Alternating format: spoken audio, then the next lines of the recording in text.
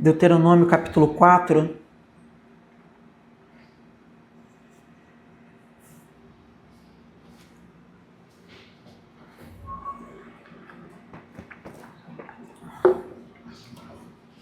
Todos acharam? Livro de Deuteronômio capítulo 4. Os irmãos estiverem com dificuldade, tem aqui projeção no telão também. Deuteronômio capítulo 4. Todos acharam? Amém? O texto do Senhor diz o seguinte: Agora, ó Israel, ouçam o estatuto e as ordenanças que ensino a vocês, para que os cumpram, a fim de que vivam e tomem posse da terra que o Senhor, o Deus dos seus antepassados, dá a vocês. Nada acrescentem às palavras que eu ordeno a vocês, e delas nada retirem, mas obedeçam aos mandamentos do Senhor, o seu Deus, que eu ordeno a vocês. Vocês viram com seus próprios olhos o que o Senhor fez em Baal-Peor. O Senhor, o seu Deus, destruiu do meio de vocês todos que seguiram Baal-Peor. Mas vocês que permaneceram fiéis ao Senhor, o seu Deus, hoje estão todos vivos. Vejam, eu ensinei a vocês estatutos e ordenanças, como me ordenou o Senhor, o meu Deus, para que sejam cumpridos na terra em que vão entrar para dela tomar posse. Vocês devem obedecer-lhes e cumpri-los, pois assim os outros povos verão a sabedoria e o entendimento de vocês. Quando eles ouvirem todos esses estatutos, dirão: de fato, esta grande nação é um povo sábio e inteligente. Pois que grande nação tem deuses tão próximos como o Senhor, o nosso Deus, sempre que o invocamos? Ou que grande nação tem estatutos e preceitos tão justos como essa lei que hoje apresento a vocês? Apenas tenham cuidado, tenham muito cuidado para que vocês nunca se esqueçam das coisas que os seus olhos viram. Conservem-nas por toda a vida na memória. Contem-nas aos seus filhos e aos seus netos. Vamos ler juntos esse último verso? Amém? Apenas tomem cuidado.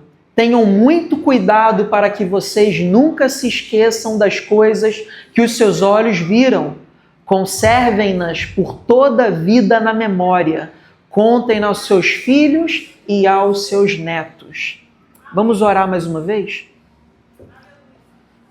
Senhor, agora nesse momento do culto, nós te pedimos a tua intervenção através da tua palavra, que possamos ser instruídos pela tua verdade, que a despeito do pecado e da fragilidade do pregador, que o Senhor possa comunicar o teu evangelho, Pai, aos corações, porque o Senhor não depende de absolutamente nada para poder tornar inteligível aquilo que é espiritual ao nosso coração. Por isso, da mesma forma que oramos pelas crianças, que a tua boa semente seja germinada no nosso coração e possa frutificar na nossa vida, dando frutos dignos do teu reino, Pai. Em nome de Jesus, nós queremos declarar nessa manhã que o Senhor é a pessoa mais importante no nosso meio. Por isso, glorifica o teu nome, Pai. Em nome de Jesus. Amém. Gabi, você pode botar a arte lá, tá bom? Queridos irmãos, em tempos passados, os cabelos brancos de uma pessoa revelava a sabedoria que ela carregava, né? Em tempos antigos, a experiência de vida ela era um sinal de respeito, de autoridade, de sabedoria. Inclusive, muitas civilizações elas foram governadas por conselhos de anciãos. Né? Por quê? Porque se pressupõe que essas pessoas carregavam uma experiência de vida muito vasta. Não é verdade?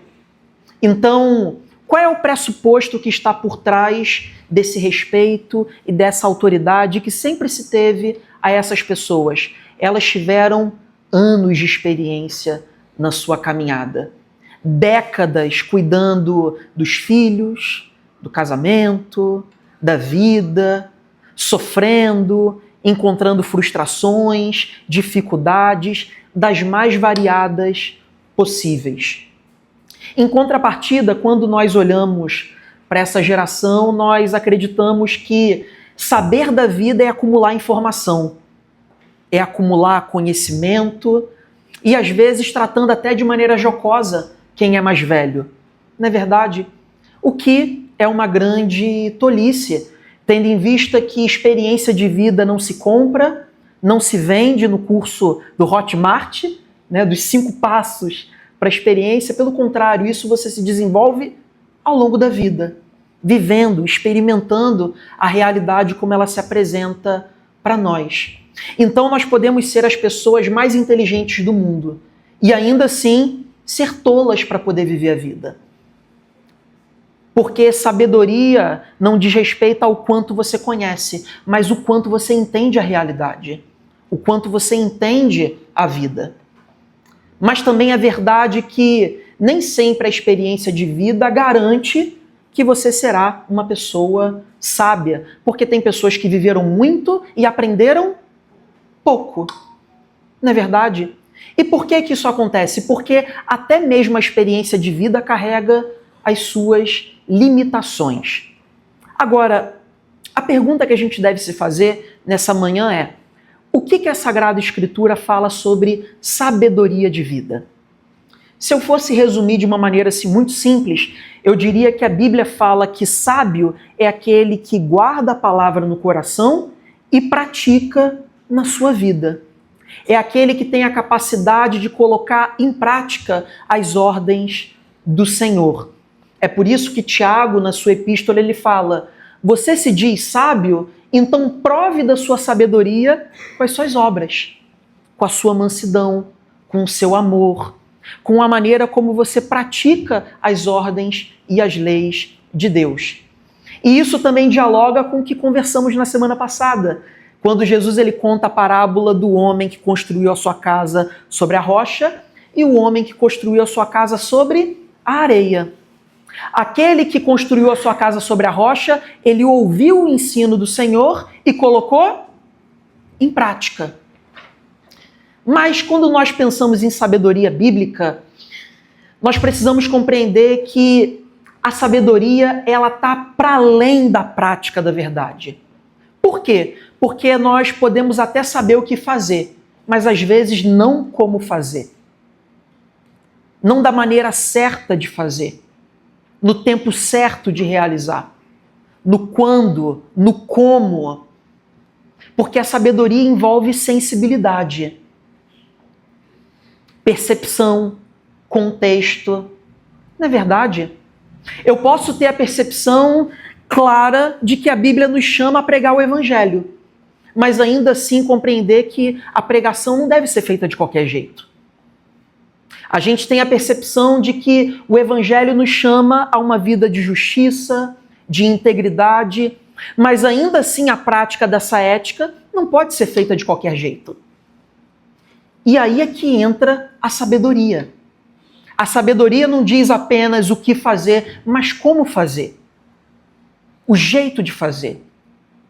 A análise do contexto e a sensibilidade que nós precisamos ao realizar o que precisamos fazer. Não é verdade? E é por isso, meus irmãos, que a sabedoria ela também dialoga de maneira íntima com a fé. O que Tiago também afirma em sua epístola no capítulo 1? Que se nos falta sabedoria, nós podemos pedir ao Senhor que, de maneira liberal, nos dá sabedoria do alto para poder viver. Porque desenvolver o como, o quando, o tempo, envolve dependência. Envolve vida com Deus. De compreender que determinadas coisas nós até podemos saber, fazer, mas precisamos admitir que Deus ele precisa nos direcionar, nos capacitar, nos mostrar nas entrelinhas aquilo que a olho nu a gente não consegue perceber. Por isso, sabedoria também tem a ver com fé. Sabedoria também tem a ver com a maneira como nós nos colocamos diante de Deus. A sabedoria, ela vem do alto. Por isso, hoje, o tema do nosso sermão, volta lá no tema, por favor, Gabi. Gabriel, volta no tema para mim, por favor. O tema do nosso sermão se chama Fé e Sabedoria para Viver. Fé e sabedoria para viver. Nós perceberemos através do texto de Deuteronômio capítulo 4 vários princípios de fé e de sabedoria que norteiam a nossa perspectiva no reino de Deus. Amém? E qual o contexto que nós nos encontramos aqui em Deuteronômio capítulo 4? Moisés ele está cortando um dobrado com o povo no deserto, né? Quem não conhece essa narrativa e a maneira como Deus ele tem que lidar com a incredulidade daquele povo, que ao longo da caminhada deixou de confiar nas promessas de Deus, na terra prometida, e começou a olhar para trás e dizer, poxa, no Egito a coisa era melhor. No Egito a gente tinha conforto. Não é verdade? E a gente também vai perceber aqui, meus irmãos, que a incredulidade, ela nos leva à insensatez. Da mesma maneira que a fé nos condiciona à sabedoria. E por que a incredulidade nos leva à insensatez? Basta olhar para o povo. O povo passou a romantizar a escravidão que eles experienciavam. E se esqueceram daquilo que Deus fez com eles ao longo de toda a caminhada. Não é verdade? Nas noites frias, havia uma coluna de fogo que aquecia o povo. Nos dias de calor, existia uma brisa suave. O Senhor deu pão, o Senhor deu carne para o povo se alimentar. As roupas não se desgastavam, a sandália não se desgastava. Mas a incredulidade do povo os levou à insensatez de tal maneira que eles esqueceram de tudo isso e passaram a romantizar a escravidão que eles viveram no passado. E às vezes é assim na nossa vida, né? Às vezes a incredulidade toma conta do nosso coração ao ponto da gente sentir falta do período em que éramos escravos do pecado. De sentirmos falta do tempo em que estávamos de costas para Deus. E deixamos de confiar no Senhor. E deixamos de lado a sabedoria, a sã sabedoria, a santa sensatez e prudência para caminhar na perspectiva do reino de Deus. Então, qual que é o cenário? Moisés ele se encontra no horizonte da terra prometida, no horizonte de Canaã. E ele reúne o povo para poder dizer o seguinte, olha, vocês precisam recobrar a consciência de vocês antes de entrar na terra prometida. Vocês precisam se lembrar daquilo que vocês deixaram para trás. Abandonando a sã sabedoria, abandonando a sã prudência e dando lugar à incredulidade de coração e à insensatez que fez vocês esquecerem de tudo o que Deus realizou na vida de vocês. Então, nesse texto, nós percebemos um apanhado de uma série de conselhos que Moisés dá para o povo antes de eles entrarem em Canaã, antes deles entrarem na terra prometida. E a partir disso, nós vamos tratar aqui sobre 5 princípios de sabedoria que norteiam ou que devem nortear a nossa vida. Amém, meus irmãos? Amém? Não são 5 passos, são 5 princípios. É diferente. Tá bom? O primeiro ponto que a gente vai tratar aqui, pode passar, Gabi. É o princípio da eternidade. É o princípio da eternidade. Olha como que Moisés ele começa o texto. Agora, ó Israel, ouça os estatutos e as ordenanças que eu ensino para vocês, para que os cumpram a fim de que vivam e tomem posse da terra que o Senhor, o teu Deus, deu aos seus antepassados. Essa ordem de Moisés é como se ele estivesse direcionando o povo a perceber o seguinte: aquilo que faz parte do futuro de vocês deve impactar a maneira como vocês vivem no presente. Compreendem?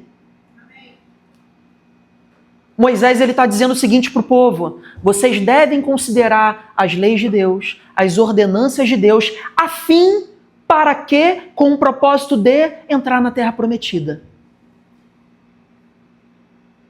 Porque o grande ponto aqui, meus irmãos, é o seguinte: a intenção de Deus era criar um povo, uma nação a partir de Canaã. Um povo que fosse seu, exclusivo, e que servisse de testemunho para as outras nações. Mas o grande ponto aqui é que mesmo no deserto, mesmo caminhando 40 anos no deserto, aquele povo já pertencia a Deus. Ele já era governado por Deus. Por isso, o povo deveria viver aquelas ordens, aquelas leis, aquelas ordenanças, antes mesmo que eles entrassem em Canaã. E sabe o que é interessante nesse texto? É que Moisés ele afirma o seguinte: olha, vocês devem praticar a lei a fim de que possam tomar posse da terra que Deus deu para vocês. É como se o texto estivesse conjugando esse verbo no presente, dizendo: olha, vocês nem entraram, mas já pertence a vocês. Ele dá para vocês. Então vivam como cidadãos da Nova Jerusalém. Vivam como cidadãos de Canaã, mesmo estando no deserto. Tomem posse da vida que o Senhor os deu. Como se vocês fossem de fato governados pelo Senhor. Um povo que pertence ao Senhor, que vive para o Senhor. E de maneira assim, quase que natural, não tem como a gente não fazer um paralelo em relação à igreja, né? Hoje nós vivemos peregrinando nesse deserto que é a vida, mas o Senhor nos promete de maneira inequívoca a Nova Jerusalém. De modo que, ainda que essa promessa não tenha se cumprido de maneira plena na igreja, nós já somos governados por esse reino. Nós já somos cidadãos da Nova Jerusalém. Nós somos filhos de Deus. Nós pertencemos a Ele. Então a grande pergunta que a gente deve se fazer nessa manhã é a seguinte: como a eternidade tem influenciado a nossa vida hoje? Como a eternidade tem influenciado a nossa vida hoje? Quando pensamos na eternidade, pensamos na esperança que nos aguarda. Quando pensamos na eternidade, pensamos no reino que já foi estabelecido no coração de cada crente aqui nessa manhã. Ou pensar no fim dos tempos virou sinônimo da curiosidade alheia, né? Das discussões escatológicas, de internet, que mais atrapalha do que ajuda a espiritualidade do cristão. Discussões denominacionais que pouco importam. Ah, eu sou pré-tribulacionista, eu sou pós. Meu amigo, Jesus vai voltar. Jesus vai voltar. Agora, a pergunta que a gente deve se fazer é a seguinte: a gente tem vivido como cidadão da Nova Jerusalém hoje, agora? A eternidade tem impactado as nossas vidas? Porque a eternidade, meus irmãos, não é apenas um destino. A eternidade é um reino. Um reino que se estabelecerá de maneira plena na eternidade, mas que já se estabelece no coração de cada crente, de cada cristão. Então, o primeiro princípio que nós aprendemos aqui é: a eternidade, ela tem influenciado a nossa vida na prática, no presente, a maneira como nós priorizamos as coisas da nossa vida, a maneira como tomamos decisões, a maneira como tratamos determinados aspectos da vida. como a eternidade tem influenciado a nossa vida.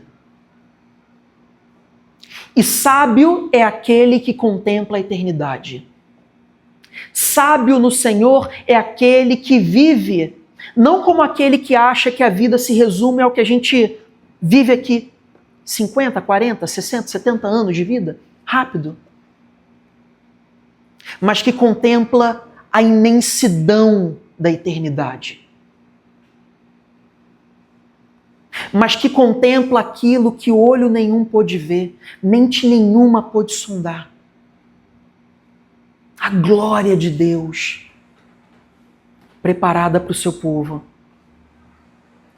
Então todo cristão sábio, ele contempla a eternidade. Amém, meus irmãos? Amém. Em segundo lugar, quase que de maneira natural, todo aquele que vive e contempla a eternidade como alguém que se coloca como cidadão da Nova Jerusalém, carrega um princípio de sabedoria chamado, que a gente chama aqui, de princípio social. Princípio social. Olha o que o Senhor afirma no capítulo 6.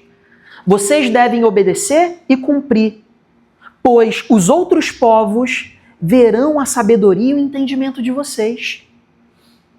Quando eles ouvirem todos esses estatutos, dirão: de fato, esta grande nação é um povo sábio e inteligente.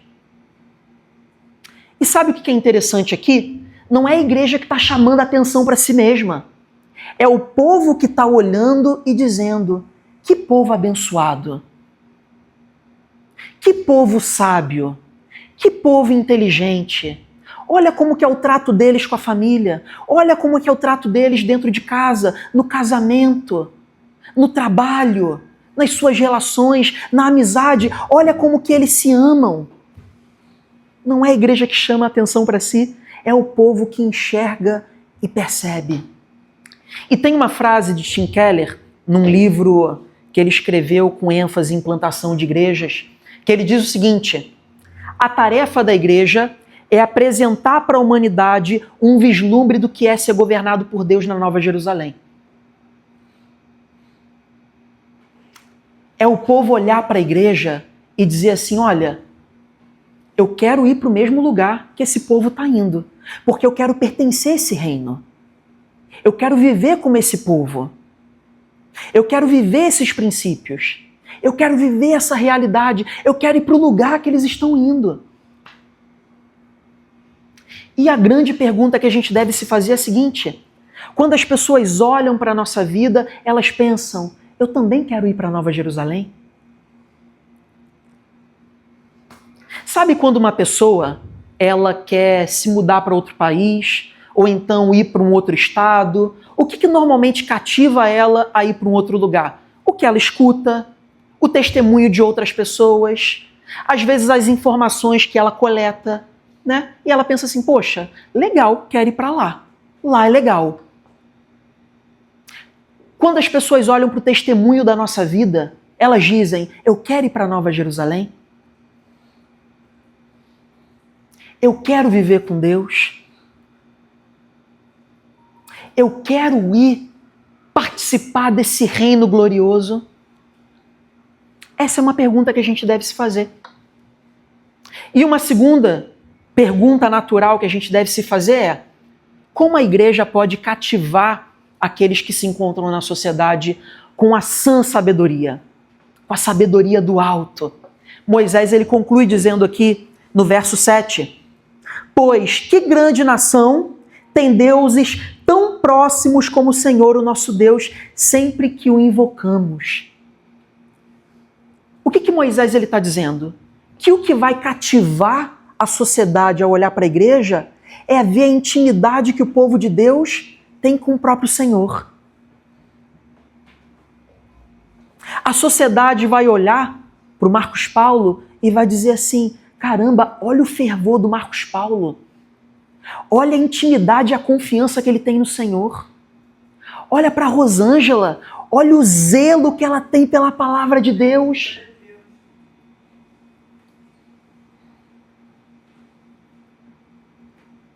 É isso que denota a intimidade do povo de Deus com o Senhor.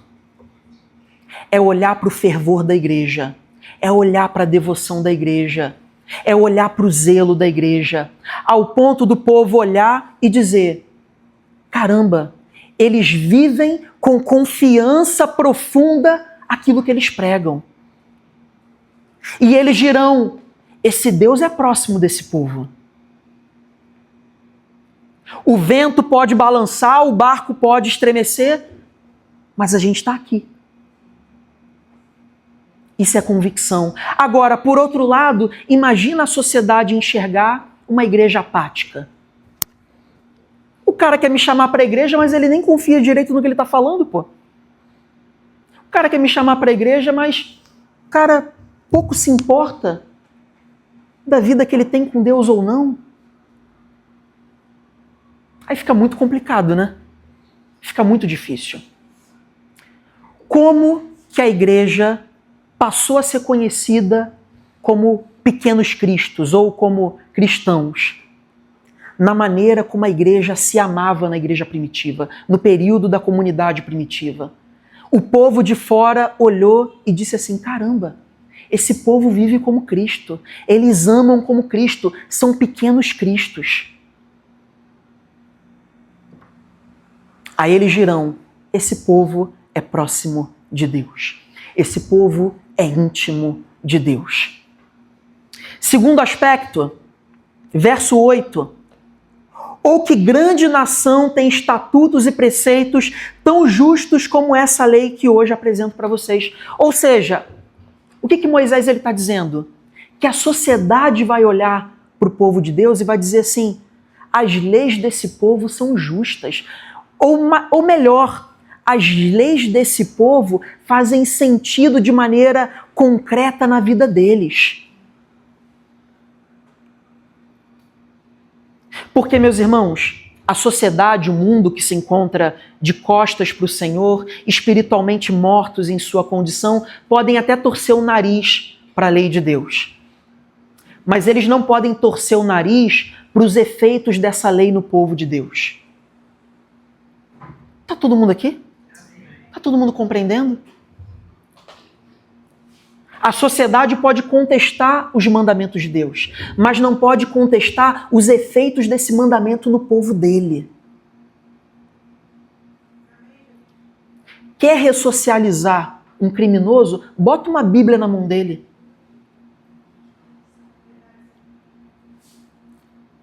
Quer reconstruir um casamento e uma família? Coloca o evangelho na equação.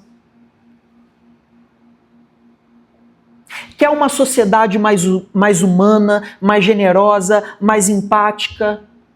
Apresenta Jesus para essa sociedade. Porque o fato é, existe uma sociedade depois de Cristo e antes de Cristo. Existe uma civilização antes de Cristo e depois de Cristo. A sociedade vai ser cativada a olhar para a igreja e dizer: que povo! Quando ela perceber que a lei que a gente proclama faz sentido e tem efeito real e concreto na nossa vida. Aí eles dirão: essa lei é justa, essa lei funciona, essa lei é real. Mas sabe qual é o problema, meus irmãos? Hoje, no lugar de sermos cartas vivas para a sociedade, que apresenta os mandamentos de Deus de maneira concreta na nossa realidade, nos transformando e nos tornando cristãos melhores, no lugar disso, a gente quer moralizar a sociedade. A gente quer moralizar uma sociedade que está de costas para Deus. Faz o menor sentido. Aí a gente inverte a lógica, né? A gente não se preocupa em ser transformado pela palavra, mas a gente quer moralizar uma sociedade que está morta espiritualmente. Aí no lugar de cativar a sociedade com o aroma, com o doce aroma do evangelho, a gente gera desprezo. Aí o que acontece? A gente quer moralizar a sociedade, mas aí a sociedade olha para a bancada evangélica e diz: quer me moralizar? Olha isso aqui. Quer me moralizar? Olha os crentes tudo brigando na internet. Quer me moralizar? Olha os crentes, tudo consumista, tudo individualista, um não liga para o outro. Mas querem moralizar. A igreja cativa a sociedade na medida em que eles veem o mandamento de Deus de maneira viva na nossa realidade, de maneira concreta na nossa existência, de tal maneira que eles enxerguem que a palavra faz sentido para viver. Para viver. Nós não fomos chamados a moralizar a sociedade, nós fomos chamados a apresentar o Evangelho. O Evangelho transformador e gracioso. Porque o que muda vidas é o Evangelho. Porque o que converte o coração é o Evangelho. O que regenera é o Evangelho. O que nos faz nascer da morte para a vida é o Evangelho. Agora, moralizar quem está morto não dá. Não tem como. Então, quer cativar a sociedade de tal modo que ela olhe para a gente e diga: esse povo é um povo de leis justas, de ordenanças maravilhosas. Permita que essa lei encarne na sua vida e a sua vida dê testemunho para quem está do seu lado, no trabalho, nas suas relações, na faculdade, ou seja lá onde for. Então, o princípio social, ele envolve demonstrar para a sociedade que temos um Deus próximo, demonstrar para a sociedade que as leis de Deus fazem sentido na nossa vida, de maneira concreta e real. Mas, se o nosso papel é testemunhar da palavra na sociedade, de tal modo que esse testemunho cative as pessoas ao nosso redor, existe o erro de nós distorcermos o nosso testemunho. E aqui a gente vai para o terceiro princípio. Terceiro princípio de sabedoria. O princípio da distorção. O princípio da distorção. Olha o que Moisés diz no verso 2. Nada acrescentem às palavras que eu ordeno a vocês, e delas nada retire. Não acrescente, não retire. Existe uma tendência, desde os tempos de Moisés até hoje, de acrescentarmos o que Deus não falou e de retirarmos aquilo que Deus ordena. Não é verdade? Não é verdade, meus irmãos? Às vezes até em consulta médica, o médico vai lá, ele te dá um protocolo de cuidado, passa uma receita médica, diz o que você tem que fazer, o que você não tem que fazer, mas você acrescenta o que ele não falou, tira o que falou. No trabalho, às vezes, é assim, né? A gente tem ordens, a gente tem que se submeter a uma perspectiva de trabalho, mas às vezes a gente faz o que não deveria, deixa de fazer o que deveria, né? E por que que isso acontece, meus irmãos? Porque nós queremos ter autoridade sobre a nossa própria vida. A gente não quer se submeter a Deus, a gente não quer se submeter às pessoas, seja por vaidade, arrogância, seja por não querer abrir mão daquilo que é caro para a gente. E é por isso que, quando nós olhamos para a fé, nós percebemos a tendência de dizer o que Deus não falou, de retirar o que Deus ordenou. E a gente percebe esses dois movimentos em dois aspectos que a gente vê de uma maneira muito clara na igreja. Um se chama tradicionalismo. O que é o tradicionalismo na igreja? É o sacralizar daquilo que Deus não ordenou. É a divinização daquilo que não é essencial para o reino de Deus. Não é verdade? Esses dias a gente estava conversando aqui na nossa EBD sobre reunião de liderança. Aí eu não sei o que chegou a esse assunto, mas a gente falou sobre reuniões que não tem problema, sabe? Aquelas reuniões que não tem problema nenhum, tudo de acordo, tudo bem, tudo tranquilo. Aí a gente chegou à conclusão na aula do seguinte: normalmente as coisas avançam da maneira que tem que avançar, sem problema, sem dificuldade, quando está todo mundo focado no que é essencial. Agora, quando a gente briga e começa a discutir pelo que não é essencial, dá problema. Por exemplo, é a gente sentar e dizer o seguinte: pensar na frequência do povo na igreja é essencial. Pensar na frequência do povo na vida devocional é essencial. Agora, pensar no tipo de mesa que a gente vai usar, na toalha que a gente vai usar, na cor do ornamento, isso não faz o menor sentido, mas é pelo que a gente mais briga. É sacralizar o que Deus não pede para sacralizar. Compreendem? Compreendem?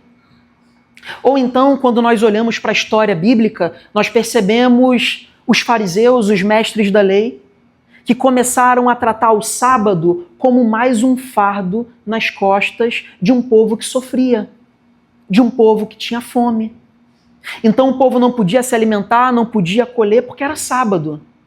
Eles estavam pensando mais no sistema, na religiosidade, do que na vida. Isso é ordenar o que Deus não ordenou.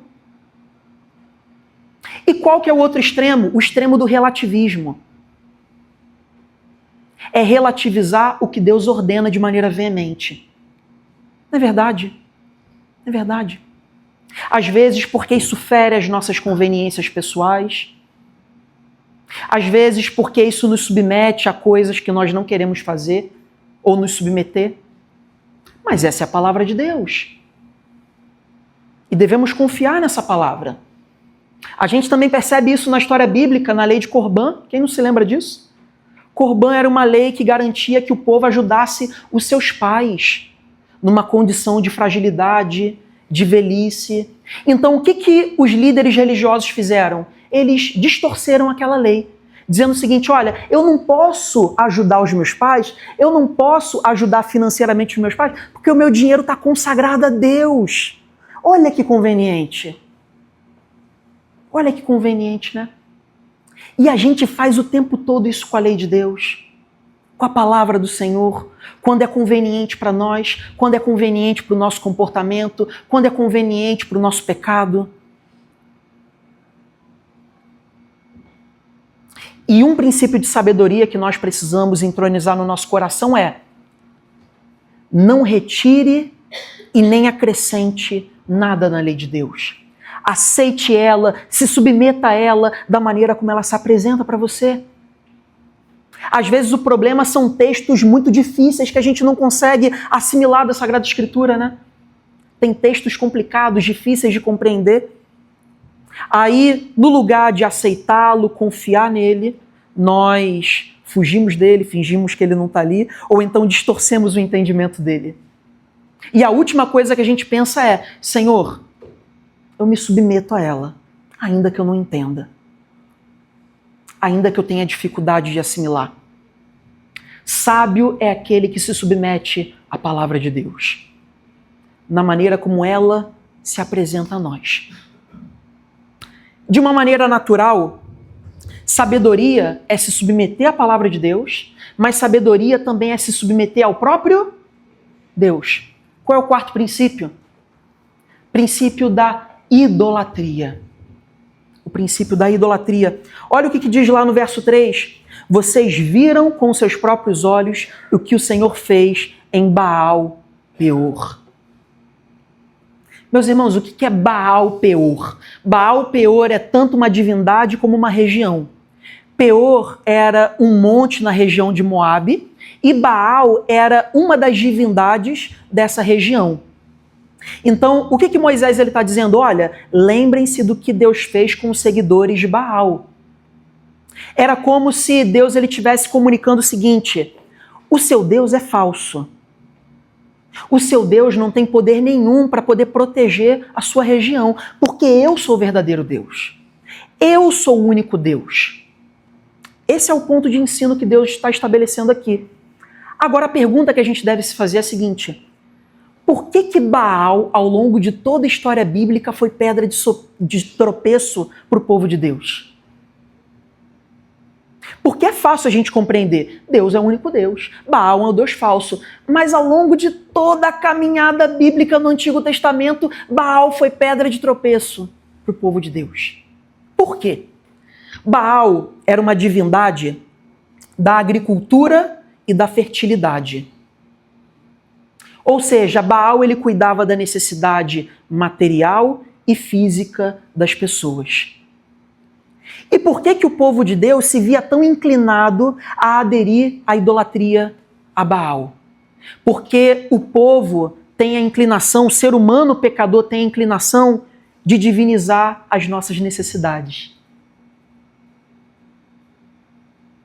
De adorar a materialidade, de adorar as necessidades físicas. Não é verdade? É por isso que a gente vê hoje na sociedade o Baal da prosperidade, o Baal da autoajuda, o Baal do consumismo, o Baal do individualismo. E eu poderia falar aqui vários Baals, que insistentemente são colocados na condição de Deus no nosso coração. É por isso que Baal foi pedra de tropeço para a igreja, para o povo de Deus, né, principalmente no Antigo Testamento, ao longo de toda a caminhada. João Calvino afirma que o coração humano é uma fábrica de ídolos.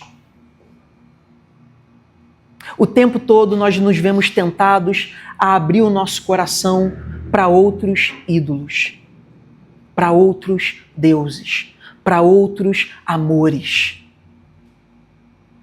Por isso que em Provérbios, o autor ele afirma que o princípio da sabedoria é o temor de Deus. Quem se lembra desse texto? O princípio da sabedoria é o temor de Deus. E o que é temer a Deus? É se conscientizar da majestade do Senhor. É se conscientizar de quem o Senhor é em relação a nós. Ele é santo, ele é glorioso, ele é o único Deus, ele é o Deus santo, majestoso, cheio de glória, cheio de domínio sobre todas as coisas. Mas à medida em que essa consciência ela vai sendo perdida, nós nos vemos na tentação e na condição de colocar na majestade do nosso coração outras realidades, outros aspectos, outras questões. Por isso, sabedoria é compreender que Deus é o único Senhor. Por mais óbvio que isso pareça, nós precisamos comunicar para o nosso coração, né? Comunicar para a nossa alma. E por fim, meus irmãos, depois de dar todas essas instruções para o povo, depois de mostrar todos esses princípios que devem nortear o povo de Deus na Terra Prometida, ele fala sobre o último princípio. Princípio de número 5, pode passar, Gabi. O princípio da memória. Memória. Verso de número 9. Tenham cuidado. Tenham muito cuidado para que vocês nunca se esqueçam das coisas que seus olhos viram. Conservem-nas na sua memória, no seu imaginário. Não se esqueçam. E sabe o que é interessante? Se a gente avançar 2 capítulos, em Deuteronômio capítulo 6, a gente vê a oração do Shema. Quem conhece? Quem conhece? Adorem o Senhor teu Deus, Ele é o único Deus. Por isso, falem dele ao acordar, falem dele ao dormir, falem dele no caminho, prendam as leis de Deus no batente da sua porta, amarrem no braço, amarrem na testa, para que vocês não se esqueçam. Essa é a oração do Shema. É por isso também que o Salmo de número 1 diz: eu tenho prazer na lei de Deus e nela medito de dia e de noite. É por isso que Jeremias e Lamentações afirma: eu quero trazer à minha mente, à minha memória, ao meu imaginário, ao meu coração, aquilo que me traz esperança.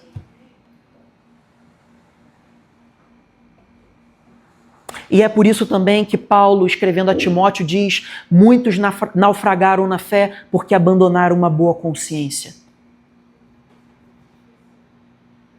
Naufragaram porque se esqueceram. Porque se esqueceram.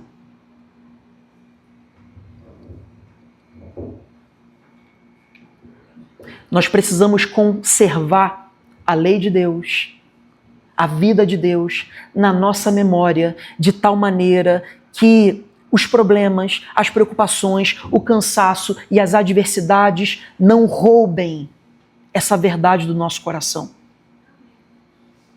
No mundo de tanta correria, de tanto cansaço, nós precisamos conservar vivo essa mensagem na nossa mente. Porque quando nós nos esquecemos, meus irmãos, a nossa alma fica vulnerável.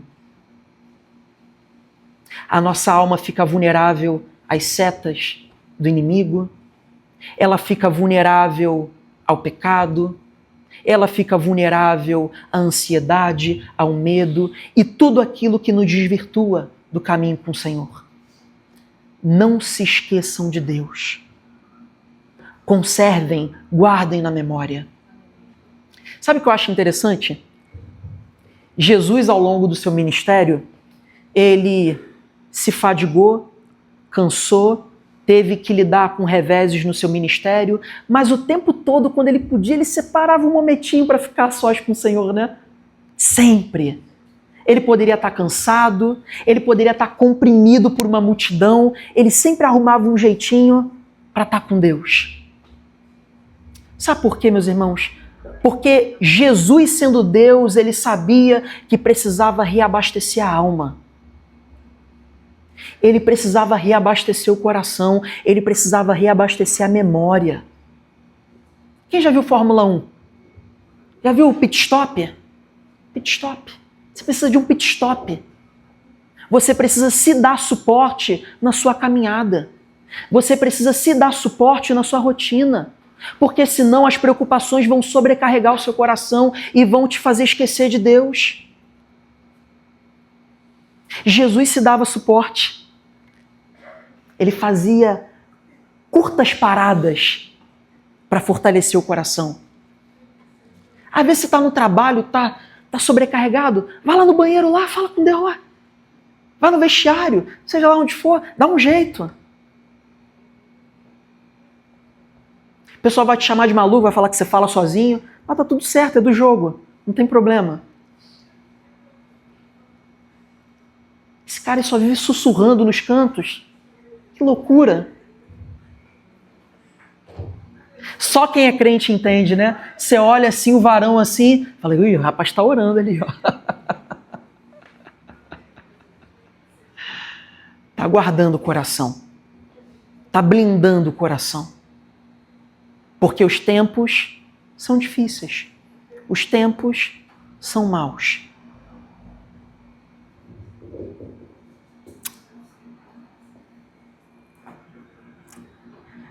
E sabe o que é interessante, meus irmãos? Tudo aquilo que a gente não consegue guardar na memória são questões irrelevantes, né?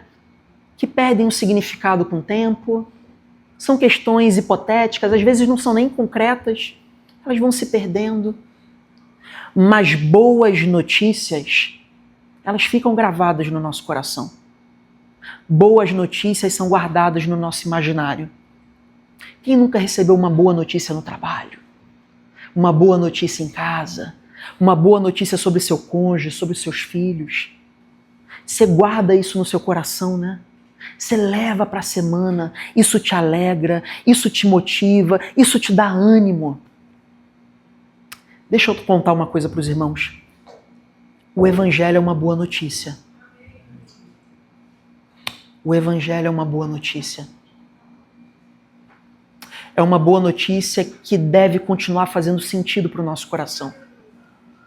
Que deve continuar nos alegrando e trazendo ânimo para continuar. Porque a validade dessa boa notícia é perpétua. É perpétua.